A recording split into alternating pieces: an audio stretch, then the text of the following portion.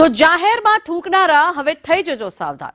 જાહેર રસ્તા પર થૂંકનારાઓ સામે એએમસી દ્વારા લાલ આંખ કરવામાં આવશે। જાહેરમાં થૂક્યા તો 10 ગણો દંડ ભરવો પડશે। છેલ્લા એક સપ્તાહમાં 623 જેટલા થૂંકનારાઓ દંડાયા છે।